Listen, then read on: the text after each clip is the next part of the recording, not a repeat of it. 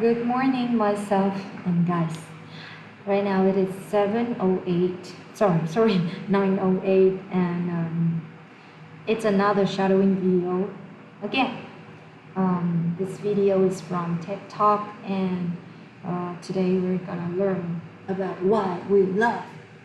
Actually, I have had some relationships, romantic relationships, and I have stepped into marriage, and I have experienced a huge stack of emotions mixed all together in love, like sometimes anger, sometimes enlightenment,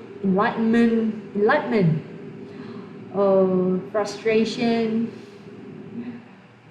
delightfulness, a lot. Okay, but I don't really understand why we love, and so let's see how they explain. Let's go.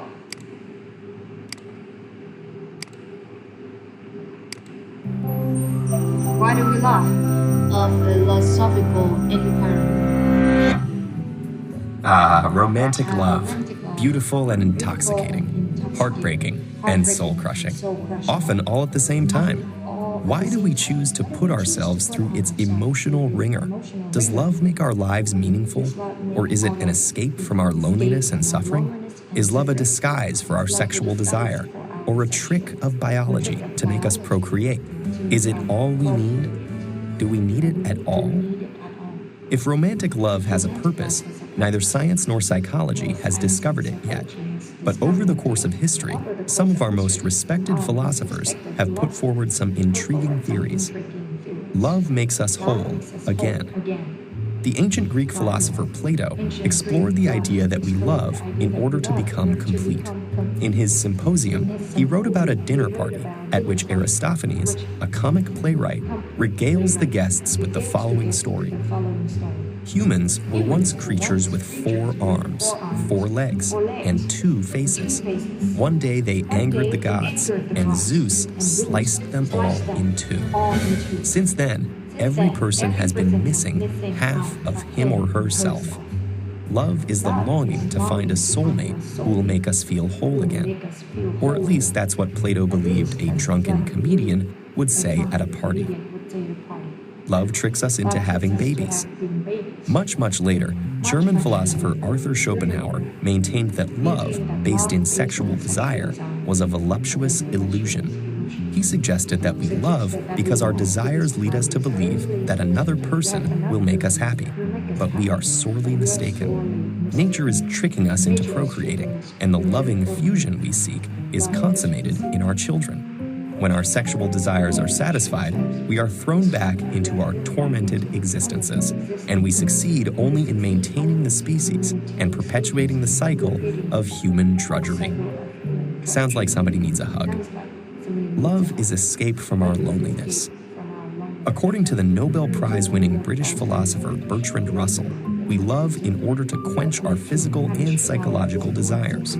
Humans are designed to procreate, but without the ecstasy of passionate love, sex is unsatisfying. Our fear of the cold, cruel world tempts us to build hard shells to protect and isolate ourselves. Love's delight, intimacy, and warmth helps us overcome our fear of the world, escape our lonely shells, and engage more abundantly in life. Love enriches our whole being, making it the best thing in life. Love is a misleading affliction. Siddhartha Gautama, who became known as the Buddha or the Enlightened One, probably would have had some interesting arguments with Russell. Buddha proposed that we love because we are trying to satisfy our base desires. Yet, our passionate cravings are defects, and attachments, even romantic love, are a great source of suffering. Luckily, Buddha discovered the Eightfold Path, a sort of program for extinguishing the fires of desire so that we can reach nirvana, an enlightened state of peace, clarity, wisdom, and compassion. The novelist Chao Xue-chin illustrated this Buddhist sentiment that romantic love is folly in one of China's greatest classical novels, Dream of the Red Chamber. In a subplot, Jia Rui falls in love with Xi Feng, who tricks and humiliates him. Conflicting emotions of love and hate tear him apart. So a Taoist gives him a magic mirror that can cure him as long as he doesn't look at the front of it. But of course, he looks at the front of it. He sees Xi Feng. His soul enters the mirror and he is dragged away in iron chains to die. And he is dragged away in iron chains to die.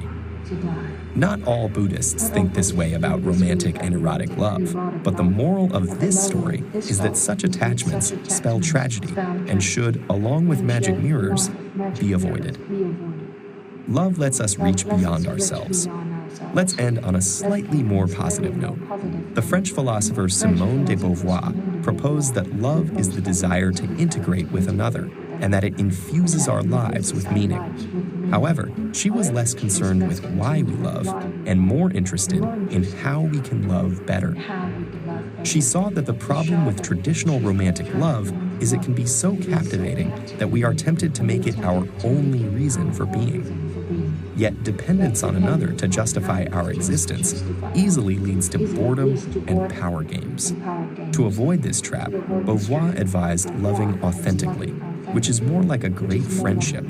Lovers support each other in discovering themselves, reaching beyond themselves, and enriching their lives and the world together. Though we might never know why we fall in love, we can be certain that it'll be an emotional roller coaster ride. It's scary and exhilarating. It makes us suffer and makes us soar. Maybe we lose ourselves. Maybe we find ourselves. It might be heartbreaking, or it might just be the best thing in life. Will you dare to find out?